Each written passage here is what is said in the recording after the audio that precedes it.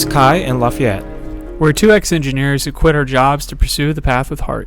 We believe that experience is fundamental to understanding life and its concepts. So our weekly podcast is filmed and recorded on location from various parts of the world.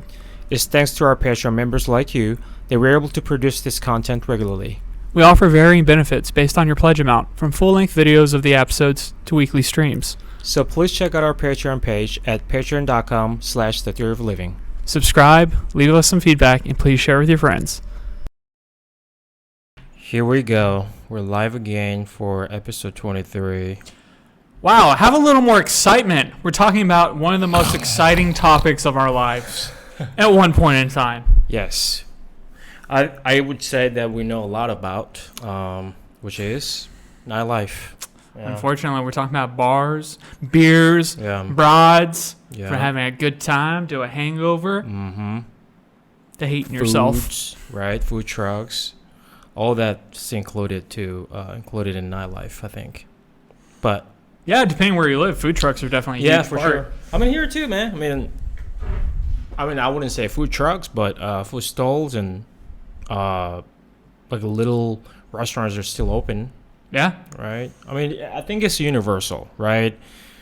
You get drunk, have a good time. You know, you've spent a lot of energy, but also like alcohol makes you hungry. You know. Yeah. That's the thing. So nothing like some late night munchies after some drinking. Right. Feel that pit in the bottom of your stomach that's only been filled with liquor. Yeah, exactly. And beer, mostly beer in our case. Yeah.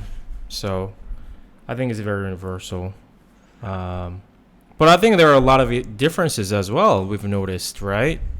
Yeah, big differences between here and, say, the U.S., where, I mean, the biggest one is that everywhere here you go to drink, you're going to have food at the same time, so you're seated.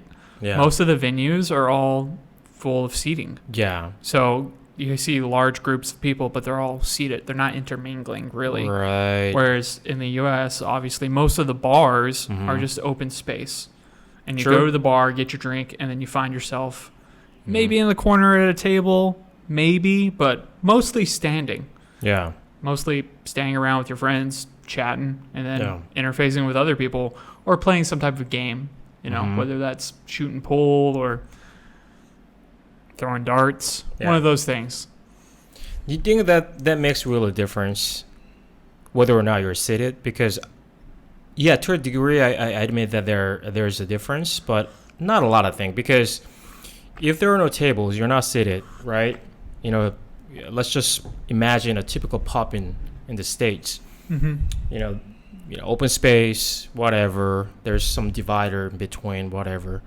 And even if you're not seated, right, you can be totally passive entire night when you're there, right? Just sitting standing in one spot with your friends, just talking, not moving, not talking, not mingle at all. Yeah. Right? I mean, it's totally possible. Pretty much being a wallflower, essentially. Right. I mean, the setting is important, and I think it can affect how people interact or behave in the setting, but also I think more powerful, more affecting factor is your attitude. Yeah, that's definitely going to be the most important. Yeah. I think, though, with the seated situation, that there's going to be a lot more to overcome initially to break into that conversation with somebody. True. Because you're approaching and you're already you're higher. You know, there's a body language. Maybe it's not seen the same way here. Yeah, exactly. Like, well, hey, down there. So I just come over and see what you guys doing seated over here. Whereas, I mean, at least when you're all you approach on equal terms. We're both standing. We're both kind of indicating that we're approachable. Right. And again, that's not always the situation, but I feel, at least again, maybe because I just grew up mostly in that culture as far as nightlife's concerned, that for me it seems more difficult to approach a group of people that are seated. Yeah. Yeah. I mean, it's definitely an initial barrier that you have to break, right? Because in order to mingle with them, you have to be seated at some point, right? You cannot just keep standing. Yeah. Right? even if you break a conversation, whatever, you will have to be seated at some point. Yeah, and we've done that barrier, right? several times here where there's somebody sitting next to us. Oh, hey, how's it going? Mm-hmm. But we're both already seated. Yeah. So your access is limited to who's sitting by you. Mm-hmm.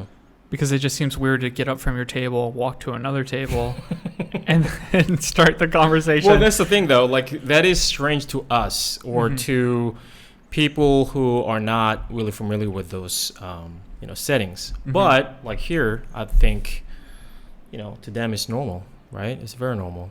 Or if it's not too similar, but like they have another way to have that socialization more active, right? For example, I mean, we're in Thailand, by the way. Oh, that's where we are. Yeah. So we're talking about so your initial exposure to a lot of nightlife settings in Thailand, right? But I can relate to that a lot because it's really similar to all Asian cultures, like Japanese and Chinese and Koreans, that usually when you drink with foods, I think that's why we are seated. Yeah. Right? That's the thing. So we don't even sometimes really distinguish between bars and restaurants. Some places are both, Of course, we have clubs. That's different, complete like your purpose or the main factor becomes something else. Now we're dancing. Now we're clubbing, whatever. Yeah, taking in the music, but all that.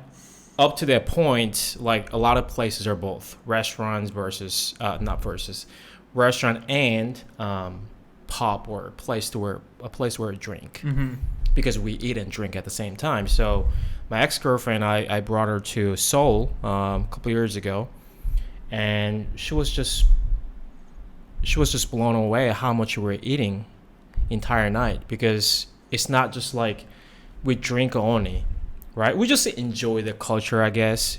We sit down, converse, eat, drink. It's all like a package. We enjoy that. Mm-hmm. So if you were to drink more than night, you automatically eat as well. Yeah, a lot that night. Yeah, I guess the biggest difference is that most of the bars in the U.S. There's a separation between a bar and restaurant. A bar, a vast majority of them don't serve food at all. There's so many bars that don't serve any type of food, and that's where a lot of people will go to have their nightlife. Yeah, it's still popular in the U.S. Obviously, you get together with your friends, you go to like maybe a pub/tavern type thing, and you eat and drink through the night. But you would never be, for the most part, you'll never intermingle with another group. That's kind of just like you and your friends. So that is pretty big difference, and it's interesting how it's really no separation. Have we gone to a bar here that doesn't have food? I don't think we have. No. Every bar also we've gone this is to. not like the best place to characterize because very small place. It's a countryside basically, right? So we don't have a lot of varieties of places and bars. Fair. So maybe in Bangkok we can probably explore a little more. We only tried like Korean bar and just because what was the name of Road? Yeah, it was closed. It was at least very inactive compared to years ago before COVID. It's supposed to be popping place, very busy area, but even locals recommended us not to go there because it's a waste of time. Yeah, I actually saw they celebrated the holiday. I saw some pictures from Kaohsiung Road. Yeah, they had a lot of people out. God, we missed it. I know, we missed it. We always do that. Well, we had a good time in Chiang Mai. They had some popping bars, but it was dominated primarily by tourists and backpackers. It wasn't... Right. There was a handful of locals, but it was mostly catering again to, I think, the European, 100%. Australian, the tourists, the westernized tourist. Yeah. And again, I haven't been to all those places and experienced all their nightlives, but I wonder how similar they are to ours in the U.S. Most of my traveling when I was younger, right? I wasn't into drinking or anything like that, and not into it too much anymore these days. So when we go out, usually it's pretty casual. like we're tired by the time people are starting to arrive at the bar. Oh, it's 10 o'clock. Yeah. I'm ready to go home. People are finally coming in. Yeah. I guess we don't really drink anymore that much, right? No, it just it affects the next day. Too much. Too large. Yeah. But we've done a lot, right? And we still do. I mean, not as much as we used to, but we still do. Because especially in Thailand, right? We're completely on vacation mode. You know, we would drink every day, like with meals usually.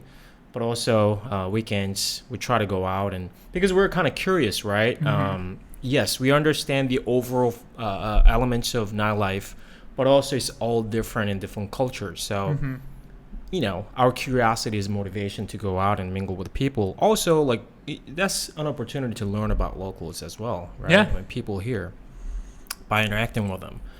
But speaking of that seated culture, again, like I said, is very similar. All the Asian cultures have that sort of similar culture when it comes to nightlife. They're seated and all that.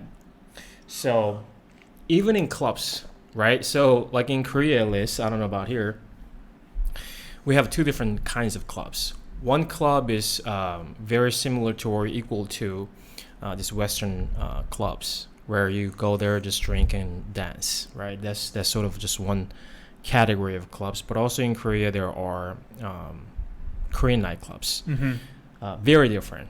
That to begin with, you have to be seated.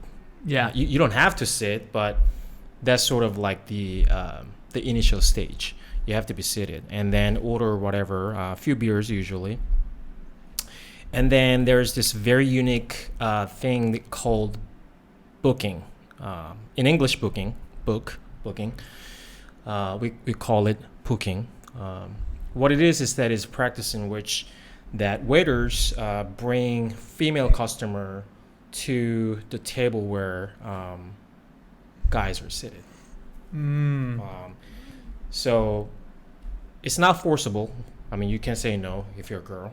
If you're seated, like you can say no to the waiters. Sometimes they're playfully forcible, but not like ever forcible. You know, they're trying to incentivize them. Yeah. You can do that too. Come over here. Yeah, exactly. So the waiters bring girls to girls to a table where guys are seated, and then from there is mutual. If you're interested in each other, then you can drink. You know, you can continue to be seated, continue to talk, whatever. How loud is it? You said this was a club. That's one of my biggest gripes with nightlife in general is that typically it's too goddamn loud.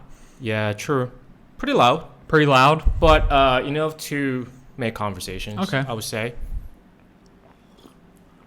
But anyway, you do that. If you like each other, you can continue to talk or, you know, move out of the place. Go somewhere, restaurants usually, eating. Because Korean nightclubs are pretty much like the last stage of the night. Yeah, so we go out, sit, you know, dinner, drink a lot, you know, go to bar, eat again, whatever. And then Korean nightclubs is considered usually the last stage of the night. So wow. That's why there are a lot of girls and that's why a lot of guys, you know, try to make the night. But do that, and that's how it usually goes. If you don't like, you can just say no. Oh, I'm sorry, you know. I don't think we're...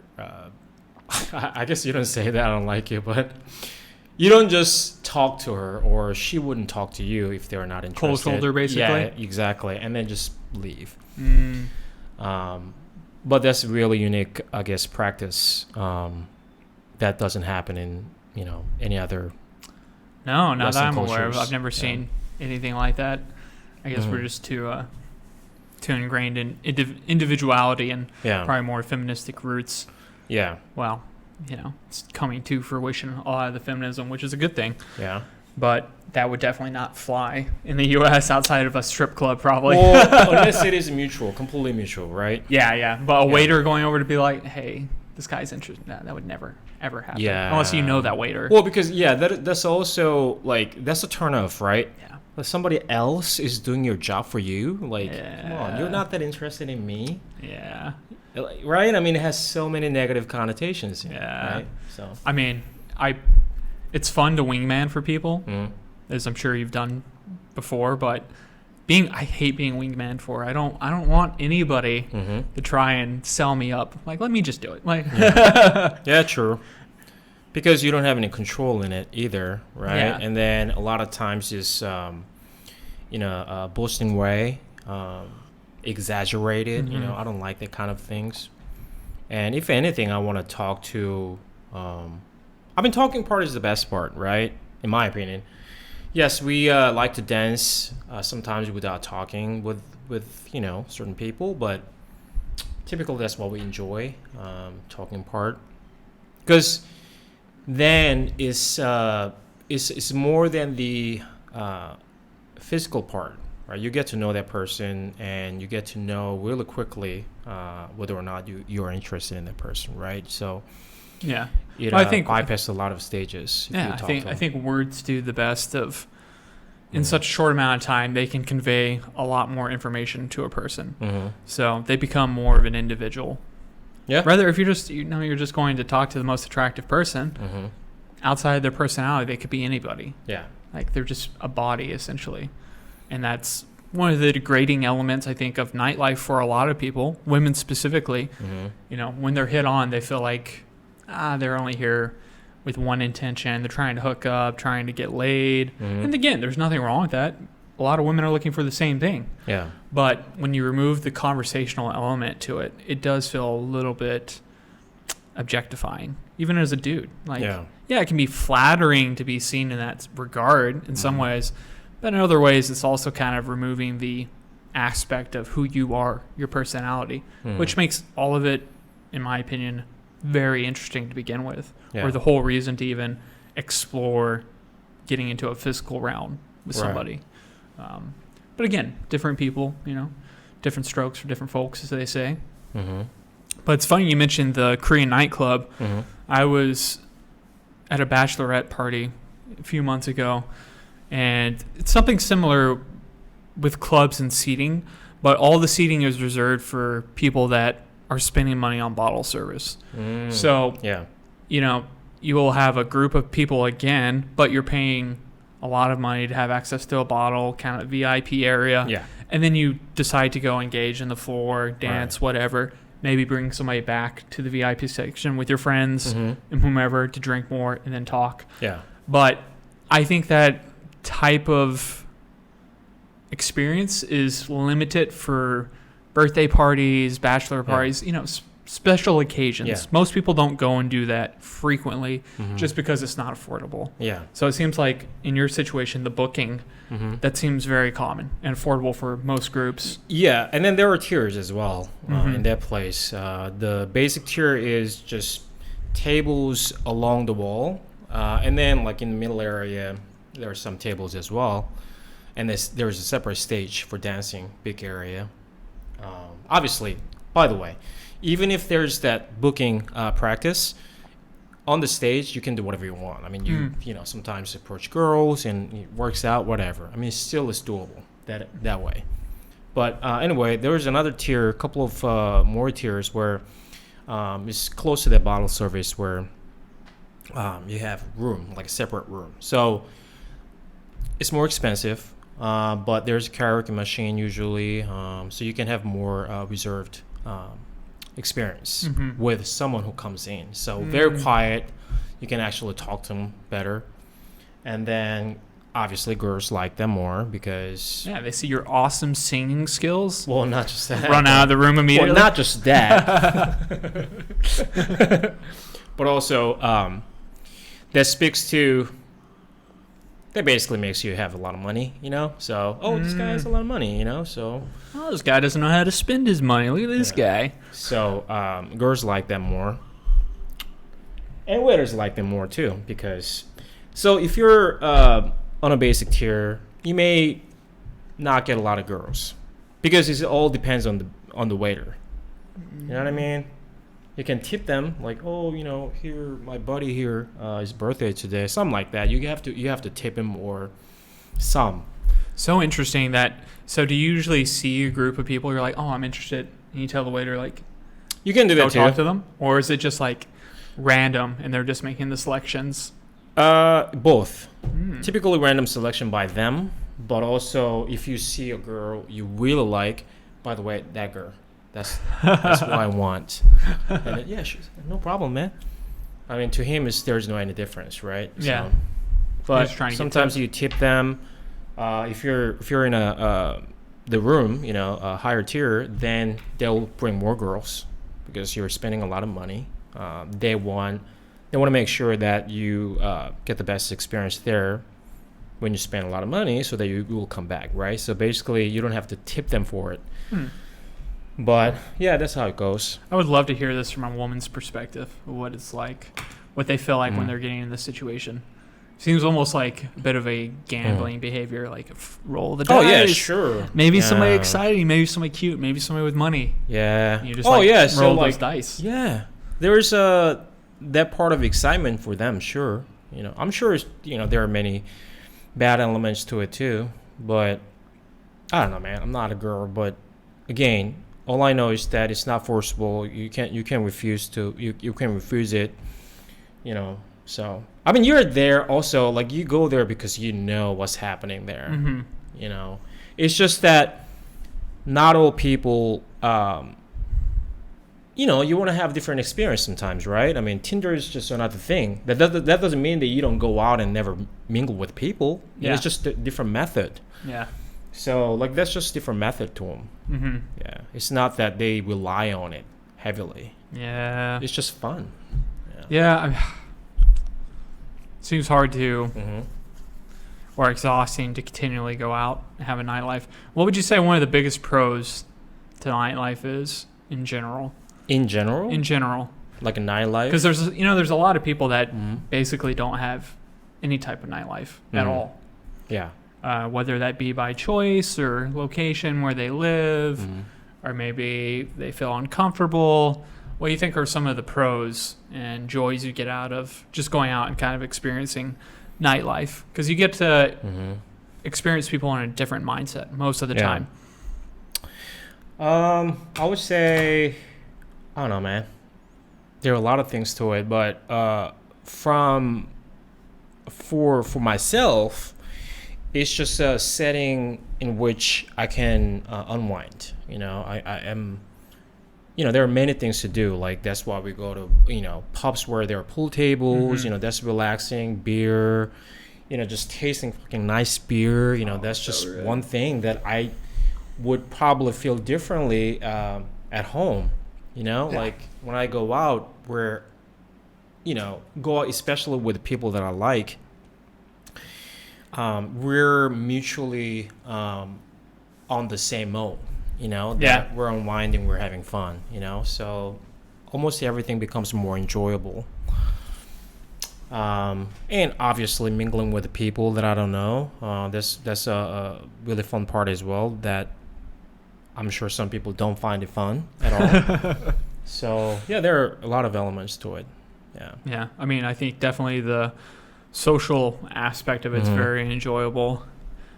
It depends at the level of intoxication the other people are at. Yeah. And also your level of intoxication if you're drinking. Yeah.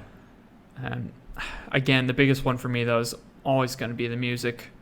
Oh, yeah, music for sure. Too goddamn loud. Doesn't even matter if it's good music. It's just kind of obnoxious for me. Yeah. And again, sometimes you're feeling like dancing, and then it's very enjoyable. Yeah. But it does seem like most of the places in the U.S. do trend towards loud music in a space that doesn't even have a dance floor or even the dance ability to go dance anywhere. Yeah. So they just kind of blast it seemingly pointlessly. And I feel like people drink more in those environments. I don't know why. I don't know. I think, obviously it's not very enjoyable to us, especially when we're not drunk, especially there are no people. We can't really, it's hard to have a conversation with someone, right? It's so loud. And sometimes you have a right person to converse with, but just because you're fucking screaming and, oh, what's that? Just can't hear each other properly. It just kills the conversation sometimes, Yeah. So that's really bad part. But It's only a bummer when you have a really attractive girl, I guess. I mean, it's even more difficult here, though, because we don't speak the language. Yeah. So if you're going to talk to somebody and then it's loud, and then there's all these cultural barriers, essentially, you're just kind of like, okay. I mean, we've gone out several times with, Thai people, and a lot of the time I'm just sitting there being like, I'm trying to enjoy the music. I'm trying to enjoy all this, but I can't talk. Mm-hmm. And I mean, honestly, I'm just bored. I'm just like, okay, I'm not tired, but I'm tired of this. I just want to get going. Yeah. And there seems to be a lot of people here that just enjoy going and sitting in that noise and drinking. That seems very normal. Well, they talk, right? They talk to each other. We just can't talk to them. Very little, though. It doesn't seem in-depth conversations, at least in the few experiences. So we just have to talk to them, but a lot of times the language barrier and even the settings of the place that, like you're talking about, the music's too goddamn loud. We just can't even talk to them, So, yeah. I mean, honestly, the socialization part is almost gone here when we go out. To be honest with you, unless there are some, at least with Thai people, that's what I'm saying. Like with tourists, I guess it's more doable because they speak English better. Yeah, I mean, we made some friends from Sweden. Yeah, some Swedish friends, and we went out with them a few times. Yeah. So it was very enjoyable. We're able to talk and communicate. Mm-hmm. And then you can find quieter areas to go, smoke some hookah. Exactly. Do that, have different experiences. But you're right. I mean, where we're at currently is hard to have a bit of a social life because on top of it being a lot of tourists, and it's down season now, it's like a revolving door. Tourists are here, then they're gone. Mm-hmm. Then the locals, the ones we see on repeat, typically outside the bars, oh, yeah, hey, come in, guys. But then you enter that setting where it's loud and it's seated. And it's hard. It's hard to meet people in that environment. And already a little can be taxing environment. Yeah. And then also on top of all that, there are not a lot of people here. That's the thing. And if we're in Phuket, for example, it'll be be a lot better. At least meeting people. But here it's not. And it's not like we have gyms here, right? Yeah. That's another thing. Typically, we go to gyms, whatever the gym is. That's a big part of our schedule, I guess, right? So we meet a lot of people there. Mm-hmm. But here we don't go to gym, so that's another part, I guess. Makes it difficult. And that's one of the cool things about nightlife is sometimes you meet some really cool people and you go out and hang out with them the next day or the coming weeks and you build friendships. Mm-hmm. It's like another way to kind of interface with somebody that you may not interface with in everyday life or in certain situations. Like if you saw that person at the grocery store, you're probably not going to be like, hey, how's it going there? Yeah. I mean, why would you do that in the first place? Right. People usually have their guards a bit down after some drinks. Inhibitions are a bit lower, a little friendlier. And again, you also have those conversations that pan out to nothing. You're like, we're going to be best friends. We're going to do all this stuff. And then you never see them again, hear from them because they were just drunk. And that could be a bummer. I mean, we had that happen in Chiang Mai, Met a couple people, went with them to another bar. We're talking about climbing. And then next day, sober up. They fall off the face of the earth. Yeah. And that's also, I think, the hard thing about being in nightlife because I don't ever drink to excess. And you rarely do. Yeah. Like, we rarely are drunk. Very rarely. Yeah. So when I'm engaging with people, I'm engaging from a very honest level in a way that I can follow through tomorrow. Like what I said tonight, I can do tomorrow. Right. Or I actually mean what I'm saying to you. This is not me just being intoxicated. I'm not just like stoked. Yeah. Because I'm drunk. I'm actually stoked about what we're talking about. Yeah. And a lot of people aren't like that when they go out. Yeah. I think that also kind of boils down to maybe maturity level. In some regards, because again, I think a lot of people want to live in this fantasy world and have their problems solved by alcohol. Nietzsche famously talked about one of the worst things you can do is drink because it solves all your problems. You know that big project you got going on, or the dreams you have. Oh, you need to work out. Oh, you drink. Oh, suddenly you feel good. Don't worry about it. It removes that pressure. Yeah. And I wouldn't agree with him in completeness with that because that pressure relief is necessary. Right. But also, it's easy to get addicted to that pressure release. So much so that's what people do every weekend. That's all they're looking forward to. The next time they can have the pressure removed a little bit. Yeah. And that's what nightlife can offer people. So it can be a very dangerous thing for a lot of people. But when used properly and as a tool, I think it can be super fun, super enjoyable. Yeah. As long as you don't rely on it, right? You're not addicted to it. It's totally fine. It's a way of unwinding for most people. Yeah. Not the best way to do it, I guess. Or I should say that you should have many methods to do so. Yeah. Not just drinking, not just Netflixing, not like that. Those are cool. Don't get me wrong, but you should have more. Productive way or that aligns with your passion, go hiking or go climbing or whatever that is, Variety is the spice of life. Yeah. But, plus, if you're hungover after every time you go out, that's another thing. Maybe you're not responsibly enjoying the night. And again, you can get me, for example, I have one beer or one liquor that doesn't agree with me. And it's seemingly random. It could be 2 drinks in, I'm hungover the next day. Yeah. So, sometimes it's a gamble. Sometimes it's not because of the choices you made that you're hungover necessarily. Yeah. But it's a good learning process because, even when we lived in Austin, dude, we went out 4 or 5 times a night every week. Just go out a lot. Yeah. For a long time. And that was, I think tied to being depressed with our jobs. There was some night shift work, a whole bunch of different factors. So when you're always trying to go back to that pressure relief and that stress relief, you might want to examine, maybe I'm unhappy, maybe there's something not fulfilling me in my life. Because when you go out for the nightlife and it's very intentful and thoughtful and you're looking forward to it, because maybe it doesn't happen too frequently, then it's way easier to enjoy it. You'd be like, wow, that was fun. I had a few drinks, whatever, talked to a whole bunch of people, had a good time, and enjoyed it responsibly. It can add a lot of value to your life rather than seeing this as a black and white. It's a good or a bad thing. Yeah. I think you got to find the balance in it. Yeah, 100%. Catchphrase. He's getting that tattooed on his forehead. We just need to reach our donation limit of $150.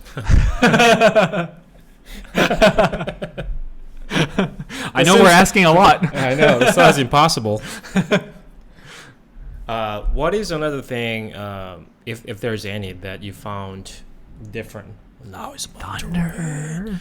About nightlife here in Asia or in Thailand.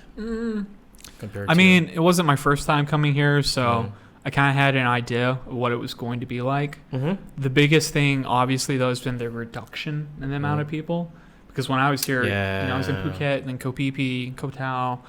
So I saw a lot more people. A lot more kind of felt like people were cutting loose, having fun. And maybe it felt differently because I was by myself, but it seemed like there was a lot more people that were alone or trying to socialize. I almost feel like it's almost like pulling teeth to mingle with people.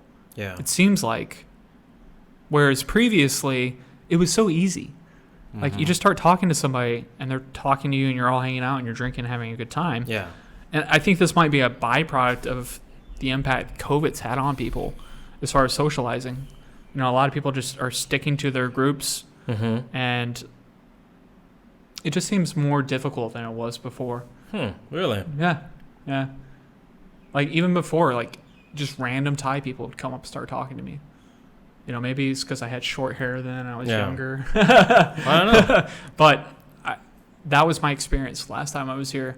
And now it's very different. Granted, we're in, like you said, a country town. Yeah. Kind of quiet place. So maybe people were just more reserved in that regard. But, yeah, nightlife is always going to be what you make of it. I think you have to go in there with intention. Yeah. to get the most out of it. Yeah, true. And a lot of times, the most important thing is who you're going out with, right? Yeah. So, like, when we go out, it doesn't matter if we talk to girls or not. We always have fun. Mm-hmm. That's just an additional factor, right? Yeah, so yeah. that's why we're just, you don't just keep looking around trying to find a girl. Well, sometimes I do. But that's not the agenda, like the main agenda of the night. We go out because we want to have fun. We do a lot of talking that we may not do in normal setting, right? Yeah. So that's another big factor that I think is important, especially for guys. Don't, when your agenda is, I want to get a girl, yes, I'm not saying that's wrong, but when you're just too caught up in that idea, it may show. Oh, that guy's just looking for a girl. Oh, pathetic, whatever. It may come off that way. Yeah, and you also are missing out on a huge part of the fun. Yeah. If you're not talking to your friends, hanging out with the... Yes, like, you could totally just have a bad time because your expectation and intention is only set on, again, like finding a partner, a mate, whatever, trying to find validity through attraction of other people, which, like you said, people can smell that a mile away a lot of the time. Exactly. Don't get me wrong, you could still be intentional and go have a good time, but if that's your sole focus, you're probably missing out on something that's way more beneficial and fun and enjoyable. Yeah. And then you look more attractive when you're having fun, right? Instead of just looking down on your phone and looking around trying to find a girl. When you're having fun with your friend, laughing, the genuine laughing, people can see you. Oh, that guy's having fun, you know? That becomes attractive because that's a genuine, Yeah. Plus, I mean, what a valuable skill set to be able to make any situation enjoyable. Yeah. You can apply that to any situation, anywhere in the world, and you can have a good time. Yeah. As long as you know how to do it, see what's in front of you, and make the most of it. But yeah, it is always shocking when you go out and you see, like we mentioned before, a lot of people on their phones, wallflowers, just keeping to themselves. It's like you're craving socialization so desperately. That's why you're here. Yeah. Probably. There's some part of you, some facet of you that wants to mingle and interact with other people.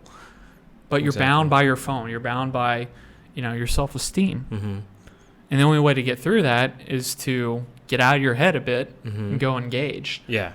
Because then you'll realize, most people are pretty friendly. Most people are not going to be rude with you.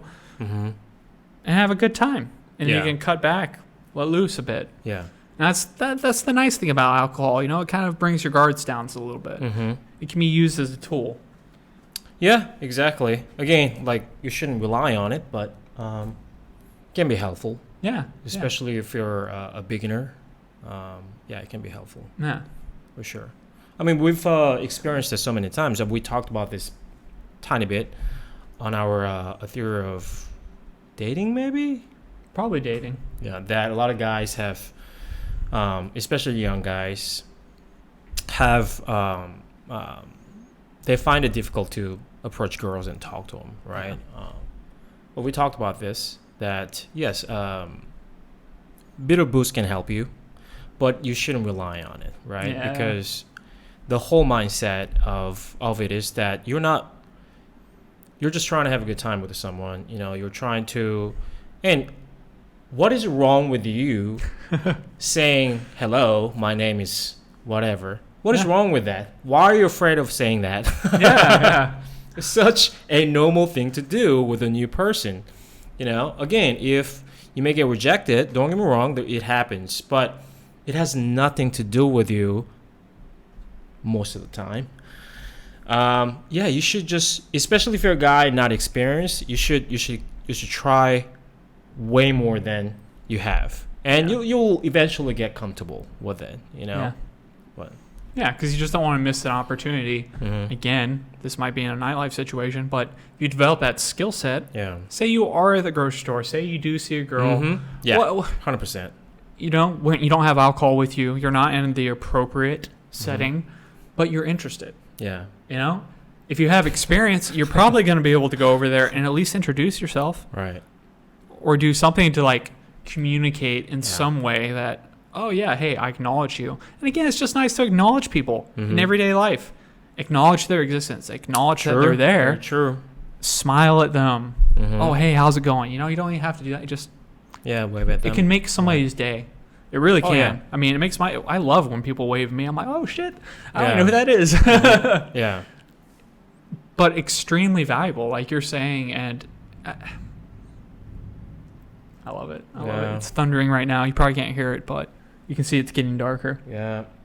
Now our pathetic small lighting has a lot of effect on us. Yeah, look at that. It sure does. I know. Wow. That's This crazy. This is what I want. Like typically this All is the time. Yeah, this is what I want, but Oh, dude, yeah, that's crazy. Wow. it's all good. We probably look better in this setting. But oh, by the way, we are today is our first day of 3-day fasting, with an exception because we don't typically do coffee. But there was a study that showed on mice that coffee and caffeine. Yeah. So, well, for our podcast, because we're a little bit tired today. We both ran this morning. Yeah. So this 3-day fasting is a bit of an exception because we're doing coffee, but I don't know. Maybe we'll extend a few more hours because of this, but let's see. Yeah. Anyway, we're doing 3-day fasting quarterly. This is our second quarter fasting, 3-day fasting. We did it when January, the first quarter. Yeah, must have been January. You're January, right. we did 3-day fasting. That was our first time actually trying it with caffeinated water. Oh, so good too. Yeah. I really like that So water. 0 Sparkling calories. caffeine water. Yes, At so that. it was really good. So, like coffee, even black coffee, normally has calories, Yeah, but about that 10 a cup, I think. the caffeinated water that we had didn't have any calories. No calories. So I don't know what kind of effect it had, but we assume that probably didn't affect triggering autophagy. I hope not. Yeah. I mean, the results spoke for themselves, though. Yeah. So it'll be interesting to see how this one goes, especially now that sure. our training routine is significantly different. Yeah. Right? We don't have a climbing gym here. We have to go outside. Mm-hmm. Conditions are different. We can't even hangboard like we were before. I mean, we've got our setup, but again, usually it's hotter. There's all these other factors. Yeah. And we've both gained a little bit of weight. So it's going to be really interesting. How much? I think significantly. Well, don't downplay our overweight by saying that a bit of weight. We have no idea because we don't have a scale. And part of us is that kind of afraid of, or we know that it's meaningless to wear ourselves. It's not going to stop us from what we're doing. Yeah. I'm going to keep eating as much as I want. No. I don't know. Again, we've been on vacation mode for a while, but we're about to discontinue it starting today, actually. That's why we chose to start our 3-day fasting today. Yeah. Because we need to be in good shape for our, everything. We got some projects now. Yeah. So you'll have to go check out the other video highlighting our projects on YouTube. Some rock climbs. You got a It's not out yet. V5, V6, V7. It's not out yet, but it'll get there. But yeah, sure. So we have projects going, and also we're about to start Muay Thai. I mean, we've been saying this for a while now, but there have been a few things that we needed to take care of, paperwork and government office and things like that. There's a lot of things that's involved. why. Yeah, but we're not really postponing or delaying it. But for sure, we're gonna start Muay Thai training in a few more days because we still haven't done the registration part, the name transfer, all the we definitely got to get through the fasting before we'll die if we go train day 3 fasted state. Definitely will die. Like some really bad will happen to you that you cannot foresee. Yeah. Not a good idea. So that's why we chose to do our fasting today, so that we can get this done before we start our very intense training. Yeah. So it's going to be climbing every other day and Muay Thai every other day. So it's going to be a full week except the Sunday, right? Yeah. Monday, Wednesday, Friday Muay Thai, Tuesday, Thursday, Saturday climbing.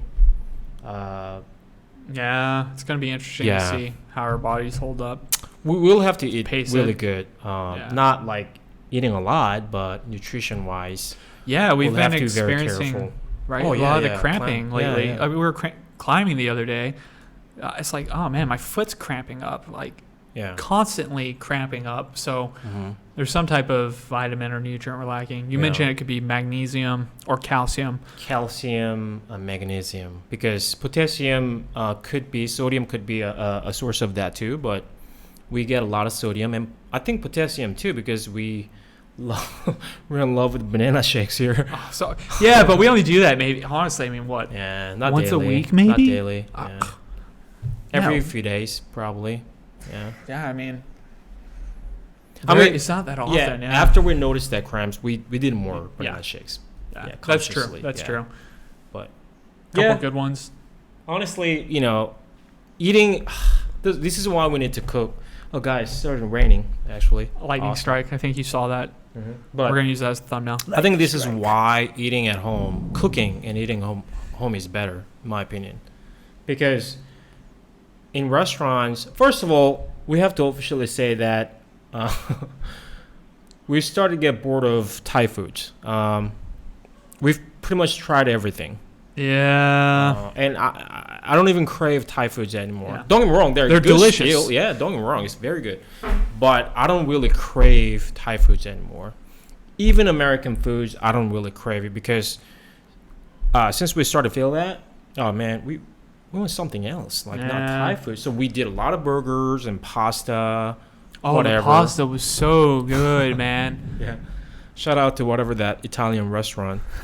But still, I feel something's compromised, which is a lot of case, the. Oh, buddy. You've angered the gods for the last time. Amount of protein, that's a problem. Lack of vegetables, all that. So I mean, also in the U.S., as our good friend Marty's talked about, all the food's fortified with vitamins. It's mandated by the FDA and things like that. So you're going to get that stuff even if you're not aware you're getting it. Most of the bread's fortified. Most of everything else is fortified. So you're going to hit those. Yeah. Whereas here, I mean, I can't say because I've never looked it up, but the physical experiences we're having seem to indicate things are not just fortified here. There's no regulation around that. Yeah, nothing we know of, at least, right? So we try to... So when we go to a restaurant, we try to select things that are... that could satisfy our nutrition needs. Yeah, like Singha. But it's not perfect, right? Yeah. I mean, it doesn't even come close to our needs. And it varies from day to day. Oh, let's get some vegetables. Stir fry. It's not enough. Yeah. Let's have some, but the thing is, though, steaks are so goddamn expensive here. So we don't really get steaks outside. We have never gotten steak. Yeah. Yeah. It's like, what, $1,000 or something like that? Yeah, it's like $30, $30 US for a steak. Lot. So, yeah, it's best to, cook. Yeah, so that's what we're going to do after 3-day fast.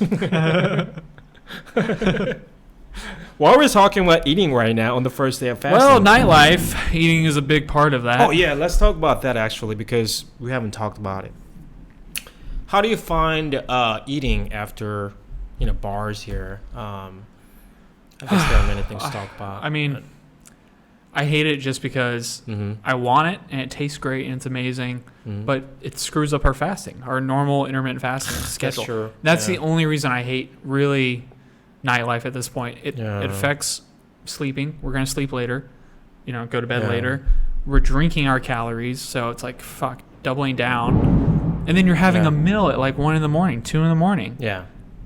And then we don't stay asleep because you and I just wake up early. So we get up no matter what, and we have that huge carryover, and it feels so impactful for that. Yeah. And granted, like, it's not bad to do every now and then, but I think we're so desperate for socialization that it's like doubling down on a loss. Like, we want more socialization, so we're willing to compromise this area, but then it kind of like just reinforces itself. And that's kind of why we've gained weight and put on weight. Like, we're in vacation mode slightly, but it also doesn't feel like vacation in the sense like we're having a ton of fun. It feels like we're trying to go get our needs met. Yeah. And socialize and things like that. And like we still have a good time, don't get me wrong, but it almost feels like sometimes it's coming from more of a desperation to make the most of things rather than like a legitimate passive, like let's just enjoy it. And when we do find the passive, let's enjoy it, we always have a great time. Yeah. You know, which is more times than not. Right. True. That helps a lot for sure. But 7-Eleven, shout out 7-Eleven. Yeah, oh my gosh. We cannot not talk about that, right? Because a lot of times restaurants could be closed, but 7-Eleven is 24/7. And I don't know. Like one thing that is surely better here than the States is that 7-Eleven. Yeah. Hands down. 7-Eleven is like... yeah, I don't even know how to explain it. Yeah. It's so good. Our favorites are those mochis and the pastry products, basically. Usually, if you get those pastries or cakes and things like that from a convenience store, the quality is shit. Yeah. But here, I swear to God, if I were to like blindfold myself and eat it, I would say that okay, this is like a 4 or 5 star cake, hotel cakes, right? Like, that's what I would say. They were so goddamn good. Yeah, they're 30 baht. They're basically $1. Less than $1 cake, depending on the exchange rate. Less than $1? Yeah. And it's not overly sweet. Love it. Look at this, guys. Raining heavily right now. Yeah. Let's take the motorcycles out. Wow. Need for Speed. What a great idea. Yeah. But yeah, 7-Eleven can't be understated. They have so many different snacks here that are obviously much more affordable. Taste is way better. Still, portion size is good. Yeah. So we have a mochi. I think it's 160 calories. Something like that. It tastes great. There's not like an excess of sugar. Yeah. Again, maybe not looking at the ingredients. I can't really speak to. Maybe they're whole foods. Blah blah blah. But totally wonderful. And look forward to it in Nightlife. I mean, even we were at the bar the other day, and they walked down to 7-Eleven adjacent, got some snacks, came back to the bar. We've got potato chips open. Friends, right? Yeah. And we're all just eating and drinking. And that was cool. It wouldn't have been possible, right? You could never do that in the States. Never. Yeah, you'd be like, get the fuck out of here. Are you kidding me, dude? Yeah. But here, we did it, like, on the bar, right? On the bar. Yeah, right in front of, like, those people. And they didn't say anything about it, right? Enjoyable though. God. Yeah. But anyway, the basic standard is so high here for 7-Eleven. But I can tell you this though, that's pretty much the case in all Asian countries. Yeah. That's when I went to Japan in 2020, all of January. Was that? Yeah, whatever, before COVID. Yeah, we could have, we could eat actually a lot of things from 7-Eleven. Actually, Japanese 7-Eleven is better than here. But I believe it. Here, I think the big part of it, wow, so lovely this raining. But big part of why it is so good here is because I don't know what percentage, but the majority of them, or meaningful percentage of things they have here are Japanese. Ah, that's good. Notice that mochi that we eat, that's Japanese. The banana milk that I love is amazing. Vitamin water. Yeah, vitamin water is Japanese. A lot of snacks are Japanese. Yeah. They import. So I think there's some good Thai snacks too. Those little hard stuffed. Oh yeah, and then pastries. Just purely Thai, Lay's and potato chips, right? They have so many flavors, dude. Truffle. So many. Truffle is phenomenal. How do they not have that in the U.S.? I think we have some like that, but you have to go to like Whole Foods or somewhere specialty. Yeah, I think so. I've seen truffle. Not potato chips maybe, but like truffle, it looks like Cheetos almost, but it's a truffle. Wow. Yeah, I've gotten, it's one of my favorites from Whole Foods. But here, readily accessible. And 7-Eleven is everywhere, guys. And again, they're not the most healthiest, foods, but it's very cheap. Yeah. So you can do probably every other day. If you're backpacking here, on a budget, then that's great budget spot. Yesterday, we knew that it was our last supper, so we brought our 36-liter backpack to fill because we have to ride bike, right? So we went there, we filled it up, and then it was what, like 500 something baht? Yeah. Something like that. Less than $20. Yeah. US dollars for a day's worth, more than a day's worth of snacks. I mean, we basically had our last meal was snacks. Yeah. We didn't have a true last meal. Yeah, burger. We had a burger. Oh, I forgot you ordered that burger. It was just so small. It didn't come with fries. That was kind of a bummer. Yeah. Especially when you're in a state like we were. You know what I mean? Yeah. The big burger. Yeah.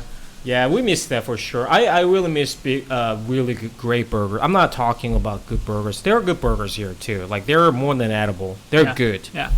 But it's not comparable. They're not comparable to great burgers in the States, in my opinion. That's when I kind of miss home. Like, oh man, I really crave an awesome burger. Like a big, juicy burger. That'd be nice. Glorious burger, I want a Nighthawks burger. Just all that cheese, man. Yeah, those are good. Also, one that we had in Phoenix, that was great. Oh, great burger. Yeah, very good server, by the way. She was a hostess, asshole. She was not our server. Okay. I love you wherever My you bad. are. But that's one of the few things that we miss, right? But back to nightlife, I guess. We covered the eating. We covered other things about nightlife. Is there anything else that we should? I would just say that if you're coming here for the nightlife currently, you got to go somewhere busy. Go to Phuket. Yeah, that's a good point. Go to Bangkok. Yes. Go to somewhere happening. Chiang Mai, apparently. I mean, that was popping when we went. But you can't expect to have that robust nightlife right now in these smaller towns, less well known. Yeah. Just because COVID's still a thing. People are still anxious. Yeah. Go somewhere else. Yeah. Don't go to big cities, Krabi. right? Yeah. From our experience, for sure, we can tell Phuket. Chiang Mai was great. Yeah. Bangkok, I mean, you obviously. can't go wrong. Yeah. So, I mean, it shouldn't be the only part of your trip, obviously. I mean, if that's your intention, I mean, I don't have any problem with it, but for most people, I think nightlife is just a small part of your travel, right? So, come with good plans, I guess. That's what I'm getting at. Yeah. Research it thoroughly. Yeah. And then, if you guys have any questions about anything, we've been to, we covered all the cities, all the major cities here: Bangkok, Phuket, Koh Phi Phi, Chiang Mai, and here in Ao Nang now, Krabi. So if you guys have any questions about anything, let us know in the comments. We'll, reply. More than happy to get back to you, give you an idea what to expect, whether it's cost, getting your visa, whatever details. We could probably help you out. Yeah. Kind of local experts now. No. Well. Yeah, that's about it today. Thank you, guys. Thanks. Bye. Thanks for joining us this week. We hope you found some value in this episode. Please check out our Patreon page at patreon.com/thetheoryofliving. Subscribe, leave us feedback, and share us with your friends. Get out there and design a theory that calls you to experience. We'll see you next week. Thanks.